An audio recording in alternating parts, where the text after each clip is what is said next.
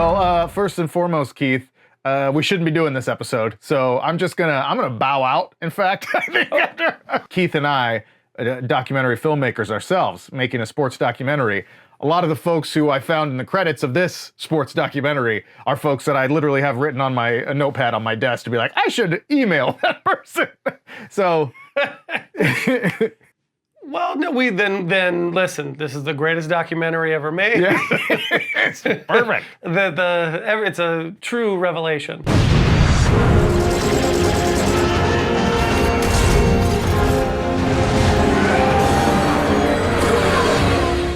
Council Pop. We're talking about Hulk Hogan, Real American, documentary, 4-part documentary limited series, just semi-recently. Landed on Netflix. Do we want to do 60 seconds on the clock? This technically sort of being a council pop. We've done later pops. Yes, we absolutely have. So let's do that, Keith. You want to start? How about you start? I'll start. You start. 60 seconds on the clock. Hot take. This documentary film restored my faith in linear storytelling for documentaries. Is that a hot enough take for you? Sure. Going into the film, I just thought, like, can you tell a documentary story linearly again? Like, I feel like it's sort of been done and you're just so, like, obvious and you kind of just, like, feel the beats as they come. And it's, I was very down on it. And then this, really on the strength of the editing, which I think is the best part of this film, allowed me to invest in a really interesting way, in a way that I didn't think maybe possible, really, to sweeten it a bit. But I was really impressed with telling a story very straightforward, with the editing, really, with the pace and the movement and a lot of cross-cutting between now and then, but really just going along with this film, beat by beat, and how invested I was. I was really impressed, and I go, wow, it is possible. There's still juice left in this fruit, if you will. So I thought that was the best part of the film. Okay, but I mean, did you like it? Where's that part of the hot take? Is it? Did you like it? Did you hate it? Is it great? Is it the worst thing you've ever 60 seen? 60 seconds. You already went 2 minutes at least, so. Well, that wasn't 2 minutes. That's not the first part. That was my hot take. That was my hot take. That is really hot. We can talk about whether I liked the film or not. I was impressed by the editing and how invested I was in the story being linear. That was my hot take. Stop judging me. Ugh, that started hot and it fizzled lukewarm. All right.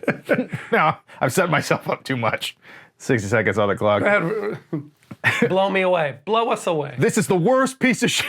No. There it is. Welcome to YouTube. I think, yeah, I know. We got those clicks though. I think it's disappointing. It's disappointing to me overall. I think it's pretty. Oh. I think it's well shot. It's very aesthetically rewarding. It brings a certain degree of heft to those the first 2 episodes in particular. But I think by the final run, by when you get to the end, it's so clear that it's just like a really glorified, well put together, shiny puff piece. And I think it is about as puffy as you can really get and still call it a documentary with a straight face.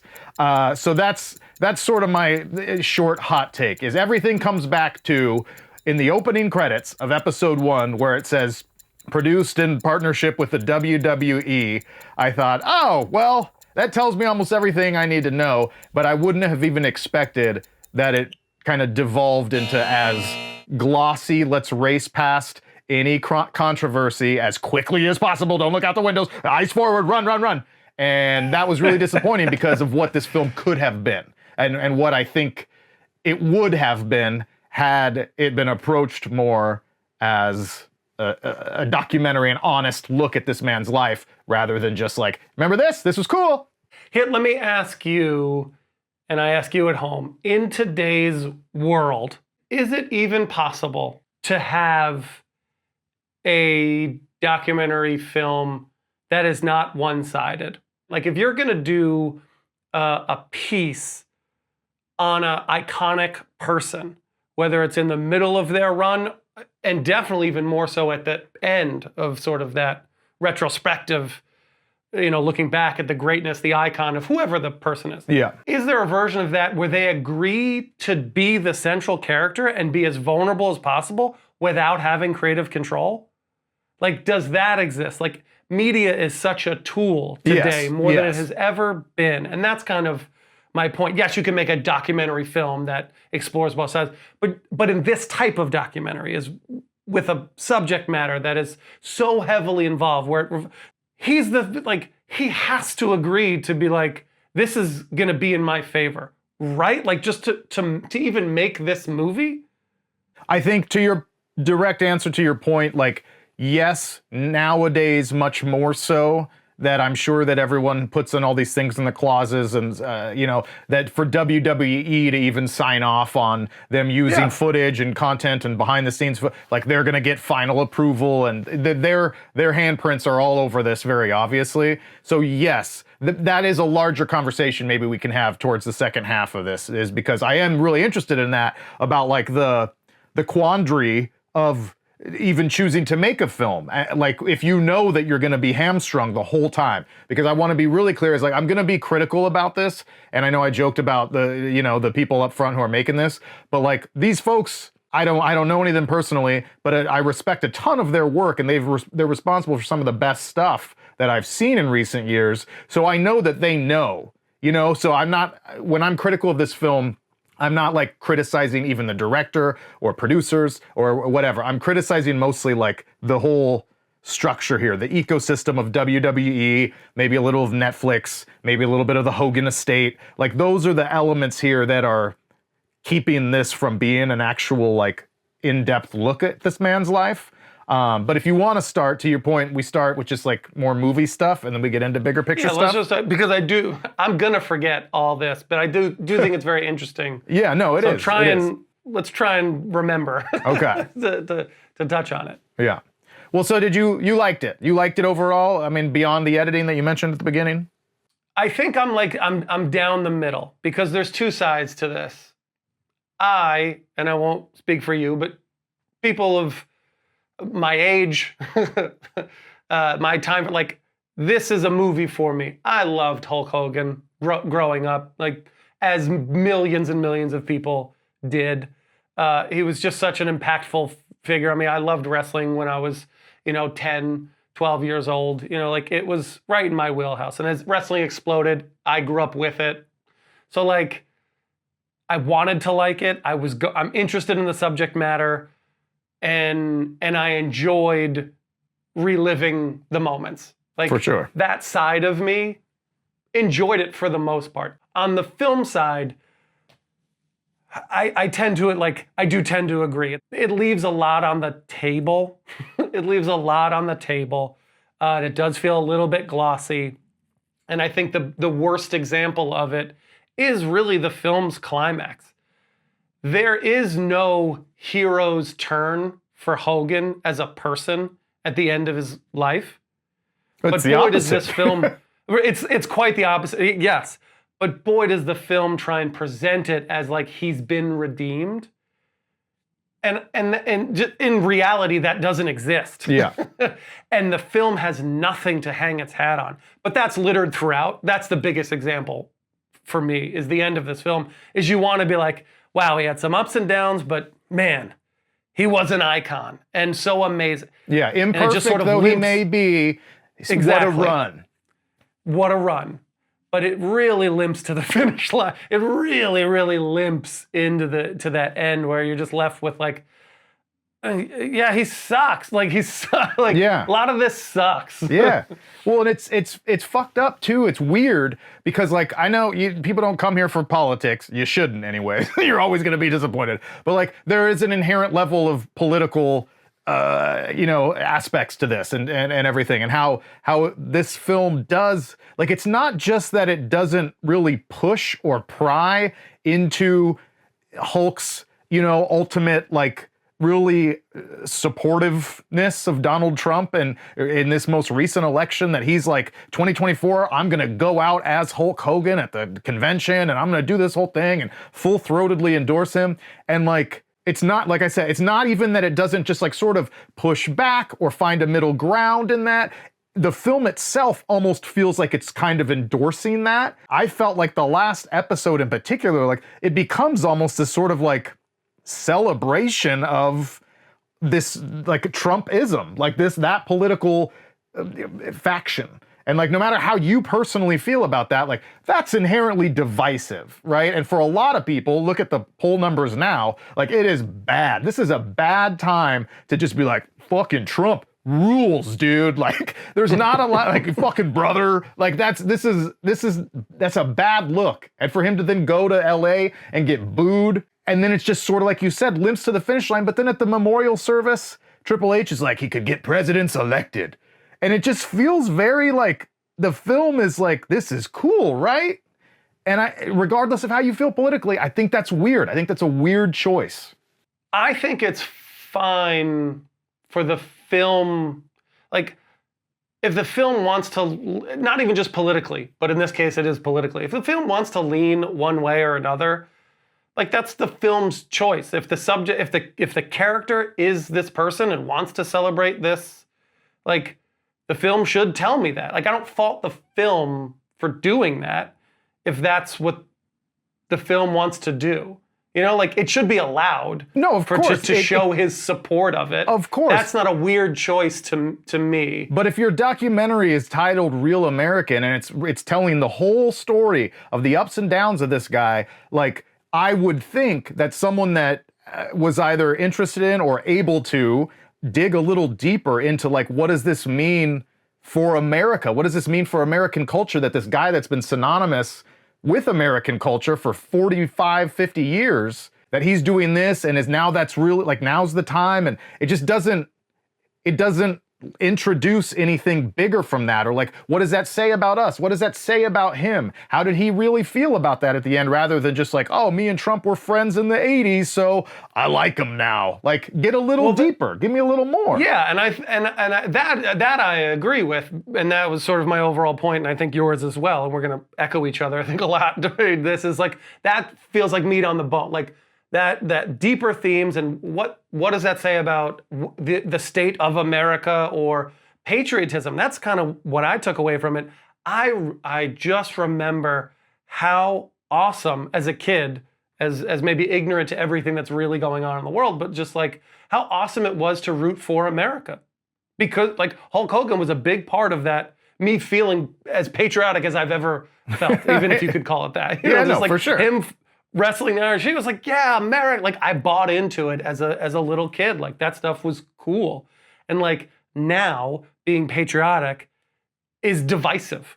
Like it means so much more, and it is so different than what it used to be. Well, the definition of patriotism is like, you know, what? How do you like even? who, Yes. Both sides, all sides feel like they are the ones being patriotic. I know. So like that, like just to me, that general concept of what a real American is, yes, like, to your point, could be worth exploring. Whether he leans right or left, like to me, that's like fine. He loves Trump and Trump loves it. Great, like fine. That's fine for me to be in the film, but explore it. Yeah, more, what does that mean? What does that say? Sure. I was going to save this for the climax of the episode, my rants, my emotional rants, but just like, I think I try not to judge a film based on what I wish it would be or what I wish it had been or what I would have done differently. So like we can get back to just the specifics about this film. But the biggest hole here to me is, again, it's Hulk Hogan, real American, this guy that's synonymous with pop culture and patriotism and just like fucking American bravado. Like there's a case that can be made that Hogan was like the epitome, the embodiment of like everything good and bad about what it is to be an American for the last 40 or 50 years. Like what a great avatar for like at our best, we're strong Yeah. and brash and loud and heroic to so many and inspiring. But then under the surface, there's like this darkness, and there's drug abuse, and there's fucking racism, and there's, you know, there's like sexual abuse allegations, and there's this culture that brings Donald Trump to power, and it's just like there's so much of. He can be this perfect example of what it means to be an American in 2026. And this film is just like, nope. Like, not like that was just right there for you. It's right there for you. You get the president, you get Donald Trump to sit for a pretty useless interview, but an interview nonetheless. Like, you have all the resources. Yeah. And that's just all left on the table. But again, I'm not blaming the filmmakers per se. But this is going to go back to the earlier part of the conversation, and I'm arguing with you to just argue with you. That's fun. That's why we're here. That's why we're here. So because you are stupid. No, like because I'll start with a compliment and then argue with you. The film that you paint, 100 times better. I want to see that film. I like if we were doing this film and you sort of pitched this concept to me of like he is the avatar for the ups and downs of America and Americans.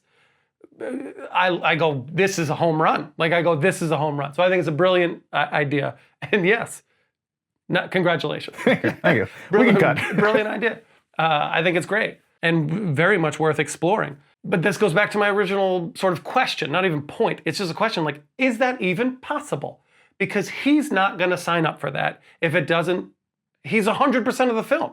He's not going to sign up for it if it doesn't say the things he wants it to say. WWE's not going to sign up for it if it doesn't say the things that they want them to say. They just have the Netflix deal. Like, and I hate to keep going into the business of it, but like it does Netflix no good to tell that story either. Like it, and that sucks. But can we hold the film accountable for those? We can. Things. We can. We can? Yeah. Okay. Sorry, you guys. Well, because that, fine, we'll just get to here and we'll come back to the little details. But it's like, then there is the question, and it's a genuine question. I think it's a fascinating question, particularly for people like us who work in documentary space, sports documentary space, but any documentary. Like, what is that line then of the value or your ethical standpoint from agreeing to do a documentary? Like, you and I are low level in this world. So like, if someone came to us, if Netflix came to us and says, yeah, we got Hulk Hogan, we got his family except for Brooke, and we got all these people, and here's $5 million to go make this movie, we'd be like, but hey, you can't fucking talk about this. You got to really scale back from the racism stuff, kind of fly through the Gawker stuff. Don't even talk about abuse allegations. Like, fly through that stuff. Are you in? We'd be like, yeah, fuck yeah. Like, of course. Of course. But if you were like the highest level of sports documentary production companies, which this company, one of the primary companies involved here is, I want to say their name is like Words and Pictures, and they do awesome work. Like, you're at such a high level, you produce all of the best sports stuff out right now. What's the line for you? Because there's a point, and this sounds like I'm trying to be like dramatic, but there's a point where a documentary there's a propaganda here, an honest documentary here, and then there's that threshold where, yeah, I'm not going to call this propaganda, but it's skating close here and there of just like whitewashing like skipping over some really bad shit and flying through some other shit that's also like, so what do you do? Why can't we blame those people if they decide to do something that's inherently kind of dishonest? Is this dishonest? Yes. If it... Sorry. Let me finish. It broaches all of these topics. Like, it touches on all... What didn't it touch? And maybe I don't know all dirt. At least one sexual assault charge against Hulk over the years. A big one is his son, Nick, got in a car accident, and Nick went to prison for a while. That now that you say that. But the documentary is not about his son. No, I know. Like, but does that need to be in there? Yeah, because because as a part of his relationship with his son on a prison phone call is one of the times when Hulk, there's a recording of him like dropping slurs, and then also like Brooke, Oh, his that daughter, was a recording from. Sorry. the prison phone call. He's like saying like, God, hope we don't get reincarnated as black people, and just like really like repeatedly using slurs. And then it really obviously doesn't include Brooke at all, nor mention why she's not there, which I think is just like a mistake in filmmaking. You need to at least address that. But like in that dynamic, one of the reasons they're so estranged, if what I read is to be believed, is that a lot of his public kind of racial rants had to do with her dating black guys. I mean, I'd rather, if she was going to some, I'd rather have her marry an 8-foot tall worth $100 million, like a basketball player. So there's a lot there that it just sort of like, yeah, we did our due diligence to say, yep, he used a slur, but it's like it says he uses a slur, and there's plenty of, it wasn't just an isolated incident, but it really tries to shrink that stuff and move on. Yes, and that's the thing, and that to me, that's the devil's advocate. Again, I agree with you. I would like the film to explore all of these things much deeper so we get a fuller picture of this man. I'm not saying it shouldn't. I'm just asking, like you say, it's dishonest. Is there happy medium? Again, put ourselves in this situation. They go, do you want to make this documentary? And we know if we say no, someone else is. Of course. Someone else is going to do it. We all got bills to pay. We all got bills to pay. 100%. So it's like, might as well be us, right? Because they're going to make it. So might as well be us. So we got to try and find something. So they touch on as much as they can and shrink it as much as they can. I understand it. I don't like it, but I understand it. That's why we're here. It's the circle of life. We can understand why it's done, and we can also sit here and criticize them for doing that. Because it's, even if we understand why they did it, doesn't make it right. But I guess the thing that I get hung up on, if you wanted to, if you and I took a stand and said, no, we really need to dig deeper, then we don't get to make the film. And then the film doesn't get made until someone agrees to it. So it's either do this film or have no film at all. Because the version of the film that we're talking about that maybe a lot of people really want will never exist. Well, yeah. And that's sure. So like now what? Now we're going to be like, you should have integrity. This film will never have integrity. Sure. But I mean, so that's, and I'm not saying, again, I'm not like criticizing for this, but I'm just saying that like, that's the interesting question is like, where is your own sense of integrity? Where does that line fall? And that might not have an answer. But like, I think it's okay for us to say, yeah, that's fucked up. On this side of the fence, it's easy for me to go, yeah, well, should have had integrity. Yeah. On that side of the fence, I'd be like, yeah, fuck you. Someone was going to make it. I might as well get the money for it. Someone's going to make it, and I want to make that film. That's how integrity works. It's like it's everyone's integrity is for sale at a price, and this was a bill pay. I want to say, because the other example that I think about a lot, maybe the best work of documentary filmmaking I've ever seen. OJ Made in America. 5-part from 5-6 years ago. Tells the comprehensive story of this man's life, his career, the entire trial, the aftermath of what happened, while also digging into like the racial history of the United States and the circumstances and the temperature and the environment that led to all these deeper themes of why the OJ trial and murder case resonated on such a high level. And it just expertly weaves all of that together into something that I think, like I said, it's probably the best thing I've ever seen. A lot of the folks who were a part of that Oscar-winning film are executive producers of this. So like, I know every circumstance is different, but there is a certain parallel between like OJ's cultural relevance and his like, the details of his falling off the cliff are much different than Hulk's, but like, it's the same kind of figure. This like giant, this god who fell back to earth, they were able to do it then. So I just think like, it can be done. It's just the WWE in this case is like, no, we can't do that. Yeah, because the difference is OJ doesn't represent anything other than himself. Yeah.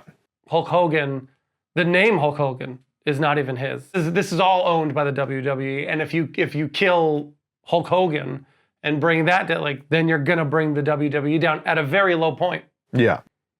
The WWE is having a tough run of it, like from a business standpoint. Yeah, probably should have right now as well. Cut ties with Vince McMahon a long time ago. He's a fucking real piece of shit. I mean, that's a whole nother. That guy's a whole nother level. thing.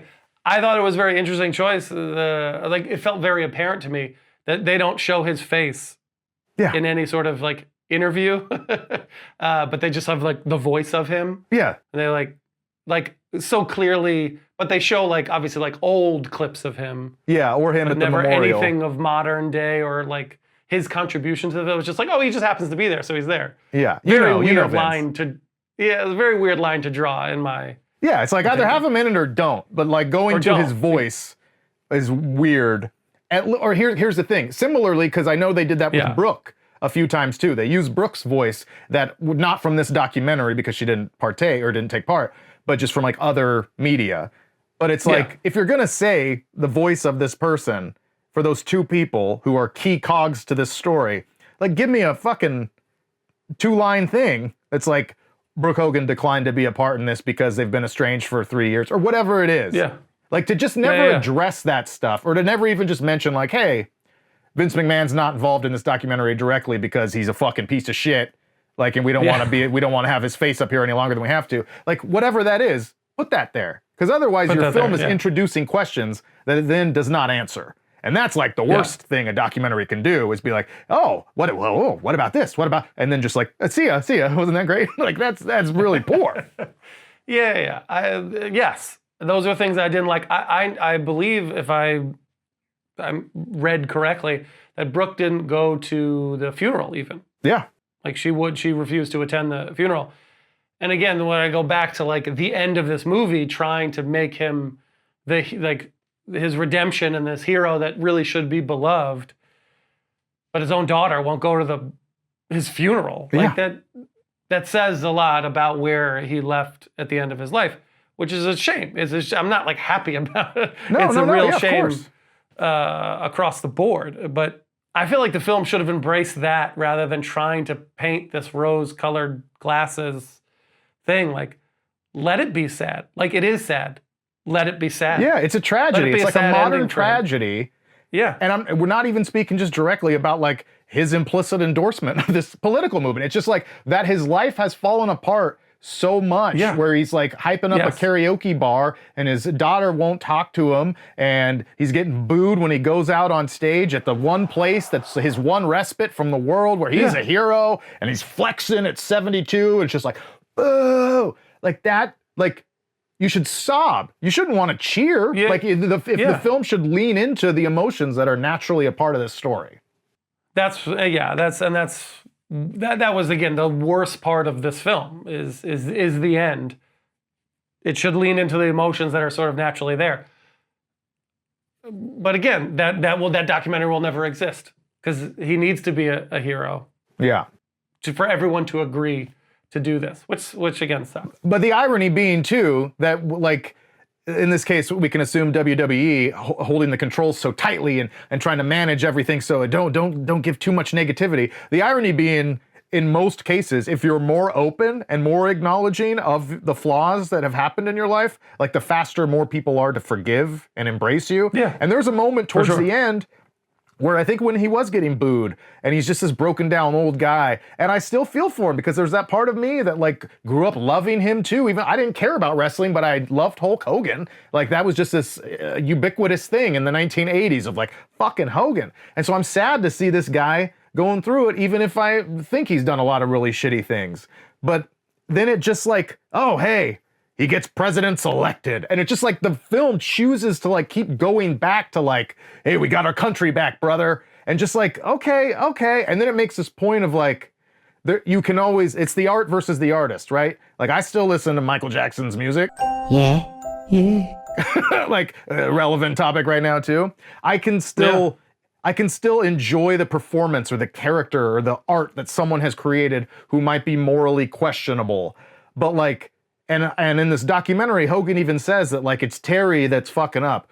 Hulk Hogan is this vision and this hero for so many people. Terry Bollea was just a human being. But when I went in that ring, brother, I was Hulk Hogan. The character helps people. That's all I know. That transcends political parties or races or whatever. Like Hogan is this figure. But it's Hogan that went out on stage at the Republican convention. And I said, let Trumpomania run wild, brother. Let Trumpomania rule again. He's brother, and we gotta get Trump brother. And like, so it wasn't Terry Bollea. So that's sort of this final, okay, like you made your choices. And I would love for the film to have like asked other people about like, okay, what's your perspective of this moment? Like, I didn't feel like they did a great job of what's Hogan's legacy. Let me hear what Booker T or Mark Henry or any of these black dudes have to say. What is his legacy as this god in the ring, but this really flawed man outside? It's just like, let's get out of here. Yeah. That sucks, dude. Yeah, the film tried to paint this picture of universal hero-ship. I don't know, like just like it's all good. Like he had his ups and downs, and it's all and made like some that mistakes.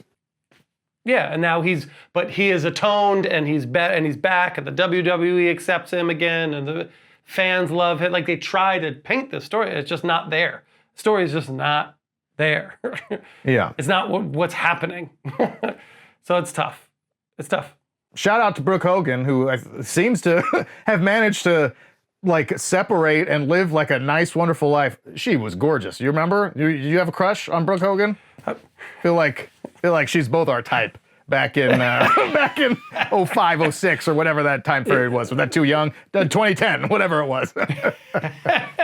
Loved Brooke Hogan. Yeah, she's an attractive woman. Not a great singer, average singer, but it seems like in all sincerity that she, like, good for her, got out and created her own life and kind of got away from this shadow. The other thing about, like, I don't like this thing that so many, I don't want to say Netflix, but just like streaming doc series that otherwise start really well, like The Last Dance, these people are also involved with. The Last Dance, largely very great. But I remember we talked about towards the end of that, it feels like it starts getting rushed.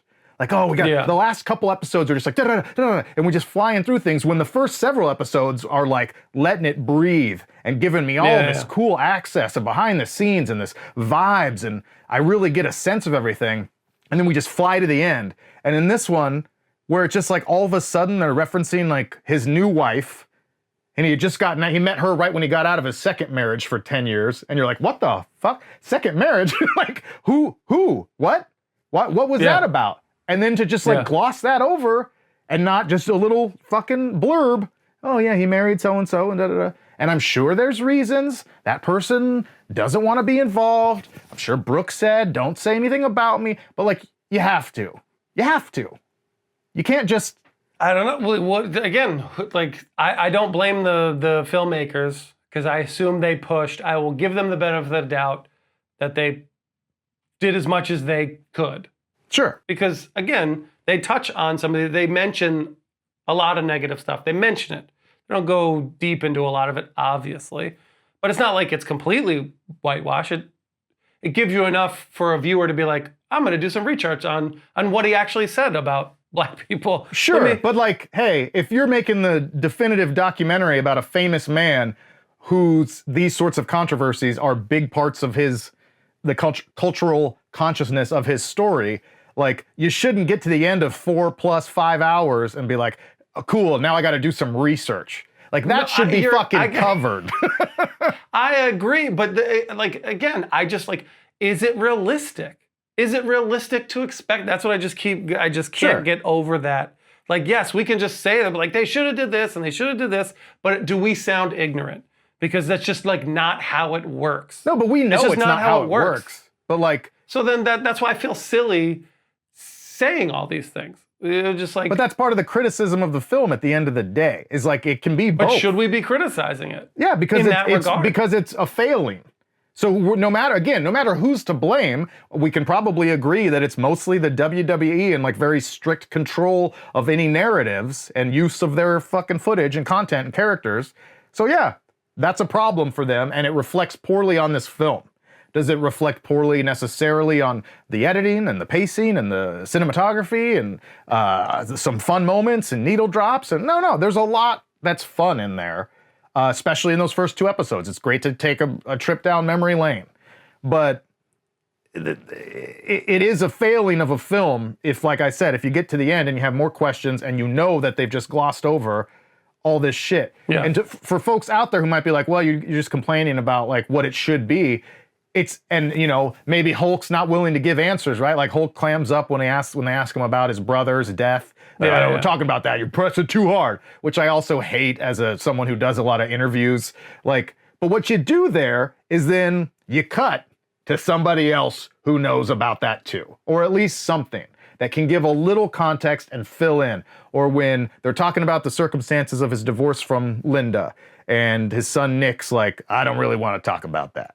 And it's like, okay, well then cut to a journalist, like they have that wrestling journalist who is in there and he gives some interesting context, but you can tell he's being neutered too. So it's like, that's how you would, as the filmmaker, color in areas, fill in areas that maybe your main subjects aren't giving you the information, but the information to be a whole film still needs to be included somehow. I don't disagree, but if they have final cut, if it's not going in, if they say I don't want to do it, then it's not going in the film. And like, so then I'm not going to sit here and be like, that movie's good then. Yeah, it's not good. Like, a good movie is a complete movie. Yeah. It's just tough. But I agree with you. I agree. Like, I want all the things that you're saying to happen. I want this film to be different. Yeah. And to explore more of the dark side. And boy, do I want that ending to be sad. Because it is sad. Yeah. And then if people, like I said earlier, if people are sad at the end, then you make your fallen hero sympathetic. And then maybe I do get to the end credits and I go, shit, yeah, he did say all that horrible shit and did all that weird shit and fucking was kind of a piece of shit, but man, he was great. And but because you were willing to tell me everything. But I'm just left with, I guess also I was reading some message boards and just like article or two that like Hogan's a famous liar. Like he's a big self-mythologizer. He's always telling the same stories that are big and have been disproven repeatedly. Like he was going to be the bassist. Metallica wanted him to join the band because he was such a great bass player. And I guess there's details about that classic iconic fight he has with Andre the Giant where they didn't know, he says, we didn't know what was going to happen. And everyone's like, no, they planned it. Like, it's just like shit like that. So then it makes me, like I wish there was some pushback there. Like it doesn't have to be these huge dark things, but just like, hey, if he's telling the story about Andre the Giant that it seems like everyone knows is bullshit, why not? Hey, so a lot of people say that's bullshit. You don't even have to put in like, this is bullshit. Just at least address that that's a possibility and let him speak to it. Yeah. Well, that's another thing that I would have liked from the film, again, just like being a fan of the time period and like the wrestling stuff. I'd be curious to hear more of that stuff, more of like the behind the scenes, like what really happened in those moments. Like I was disappointed. I know it's been talked about before. Like a lot of it has always, like a lot of it's out there and you can kind of piece it together. But something that stuck out to me on the wrestling side of things was his black eye at WrestleMania 9, I want to say, the one in Vegas. Mm-hmm. There's so much stories. Like he claims he was in a jet ski accident. A lot of people say Macho Man Randy Savage beat the shit out of him because he was cheating on him with his Miss Elizabeth. Like there's a whole feud there. And like the WWE has always turned like personal, like real issues into like storylines. Like they just famously have done that over and over and over again. Yeah. And that was another storyline. So like, again, just like stuff like that, like those real, like what really happened in this moment in time. Yeah. I feel like it glossed over a lot of that stuff too. Yeah. Like Ultimate Warrior, it brings in for 3 minutes and then sort of just like, okay, we're on from that. Okay. The Shawn Michaels drama and his later part of his career, like it introduced, and like, why don't we hear from those people? We hear from Bret the Hitman Hart, who's always fucking cool as shit. You're a liar. he's great, but it's like he's obviously someone that's not just like gung ho pro Hogan. Yeah, he's but like, not why a fan. isn't everybody in there? You have, that's the other thing, is like you have the resources. You go get like kind of random people like Christopher Lloyd, which I love. You're able to get the fucking president. Like you can get people like, why not get Mr. T? Like Mr. T's still alive. Why not get these other like big wrestlers? You know. And then at the end, I thought it was even weirder. This is another just like superficial level mistake that I would say of a criticism is like, in the montage of people reacting to the news that he's dead, it shows Sergeant Slaughter, an interview with Sergeant Slaughter, and I think an interview with, I think it's Hacksaw Jim Duggan, who are in no other parts of the film and are just in that part for 2 seconds. Like, so fast you can barely read their lower third. And they're just like, I can't believe it's happening. And it's like, you got a whole fucking interview with that guy? Like, why isn't there all this great context to the 80s? Yeah. And why not go get everybody? Go get Cyndi Lauper or fucking Stallone, you know, like go get people that can speak to it and let's have some fun. Like, it's weird. Yeah, no, I agree. If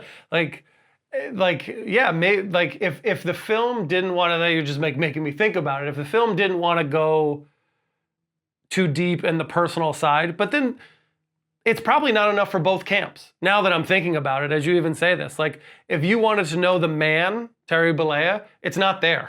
And if you really want, if you're a wrestling fan and you want to get into the nitty gritty of like beyond the mat sort of stuff and in the locker rooms and what different wrestlers, that's not there either. Yeah. And that sucks. Now that I think about it, great, you've ruined this for me. Yeah, it's another one. You know, like, but neither of it is there. It is kind of just Hulk was great. Yeah, and then the third Hulk was episode is great. like people got tired of him, but he kept coming back because he was passionate about it. Like, yeah, I could watch like behind the scenes and learn more and hear those old icons tell stories for 10 hours. You know, like give me all of it. Since the film has been released, I want to say Kevin Nash is at least one person who came out and was like, man, like I sat for a 3-hour plus interview and I talked at length about all the reactions to particularly all the racial shit that came later in his career. And they just used a minute of him, and we know how editing works, but just like, you know, sound bites to get through shit where it's like, man, you have all this stuff. Like, it's we know what it is. So how do you feel now about Hulk Hogan as you look forward in your own life? Are you how does it, are you going to wear a Hulkamania shirt? No. No. It's really tough. I mean it sincerely. Like it was such a big part of my life. Like it was a big part of my life. And it's tough to like disagree with a lot of the things, you know, that he became to represent and support, and like it's just not stuff that I align with. So like, do I take the good memories away from myself? Yeah. Do I remove the happiness that time in my life was? Because I went to a bunch of wrestling events and I met Hulk Hogan. You know, I shot an interview with Hulk Hogan. No shit. I shook Hulk Hogan's hand. He is a monster. Like he's the biggest man I've ever been around. Yeah. His hands are so big. Like it like grabbed my forearm. It was like, I was so excited. Like I was just like, yeah, I did it for free. Yeah. You know, I was just like, God, I get the chance to meet this guy. Like he was such a big. So it's like it just makes me sad. It makes me sad that I have to like kind of take that away from myself. Or like, what is the appropriate measure? What should I be doing? How should I feel about Hulk Hogan and supporting him by talking positively about the positive things? The film is obviously presenting in a certain way, but I love to see, and we've been around these situations too, and with working with athletes, you know, like hospital visits. Yeah. You know, like people who like need this. Make a wish. You know, people who like, yeah, all that sort of stuff. Like just like people, and like they're heroes, and then him just going and being like, "You're awesome, dude. Like you're," and like that could change someone's life. Yeah. And like I love to just see that, even outside of Hulk Hogan, just in Totally, general. I can't tell you how totally. many David Ortiz trips I've been on where I've seen kids just cry because they get to meet a hero, and you're just like, this is what it's about. Yes. This is what all of this is about. And Hulk was That's great real at that. good, and Yeah. Hulk was great at that.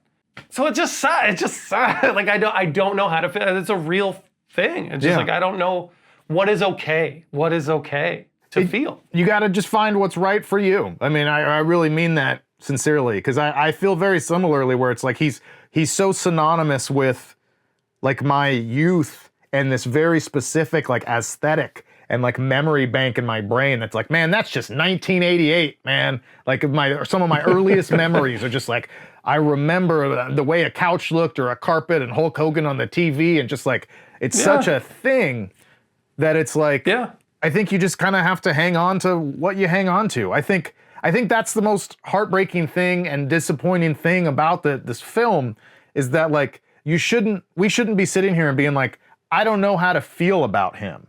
I think the film shouldn't necessarily tell you, but this is why it's important that it paints a big enough, full enough picture. So then you or I or anyone else can walk away from it and really sit and think about it. And think about all the pros and the cons and the memories and how we can come to grips with that. But because it feels so incomplete, and in my perspective, feels a little dishonest or manipulative or overly glossy, then like, I don't know how to feel. It's like, what? I don't, I'm not gonna, I can only speak for myself. Like, I'm probably never gonna, I know I'm wearing an NWO shirt. Shout out to my wife, just gave it to me, early birthday present. But like, this wasn't just Hulk, all right? This wasn't just Hulk. But like, I've always wanted. Hulk made it. Because I'm almost 42 years old and I'm, on the, just cresting on what's gonna be a really great midlife crisis. Like, I'm really looking back on my nostalgia and my youth right now, as youth really starts to be much more obviously behind me. So it's like, I'm the perfect kind of guy who would want a Hulkamania shirt or American Made in that old 70s font. Like, I love that shit, but I'm never gonna wear that stuff. And it's because I feel like Hulk betrayed what his true image was, his real energy. He was a uniter.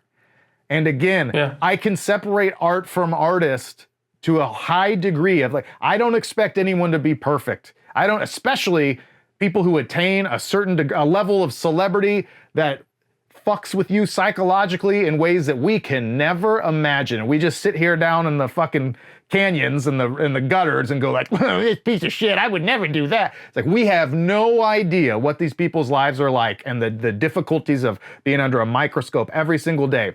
So I don't expect perfection. But when he then takes that character and aligns it so directly and overtly with a political standpoint and an administration that I find very troubling and bad, like, that's sort of like, I'm sorry. Like, I have to be like, all right, well, now Hulk is synonymous with that. I'm not wearing Hulk on my shit. Like, that sucks. Yeah, that sucks. He should transcend politics. Again, just wish the film would have used that thread to make a more powerful point. And it doesn't even have to be a point I agree with, like I said. The president's willing to do an interview, even if I don't like him. Of course, you're going to go put the president. How about that interview? Was that not the most useless? Because we've heard Trump speak so much too, and he's so fucking rambly. Even if you love him, you got to admit the guy is not given great. He doesn't have the best words anymore. And this, you can hear the cuts. As an editor, I can hear like they're pinching together a word or two to just try to be like, Hulk was a great wrestler. And I thought he loved America. Great. Move on to the next guy. And then come back and be like, I went there. He's a strong guy. Big man. And I liked him. Like, there's no depth to that interview at all. Yeah. I like distinctly remember I think it's like the first time he comes on camera. Like he talks for a while, but literally says nothing. No. Obviously nothing. Like it's like, it made me feel like if when I was in like 7th or 8th grade and a teacher asked me about a book I didn't read. Like that's what it is. Like, yes, it was very good. That main character, so fun. And that one time when they were together, like I couldn't believe it.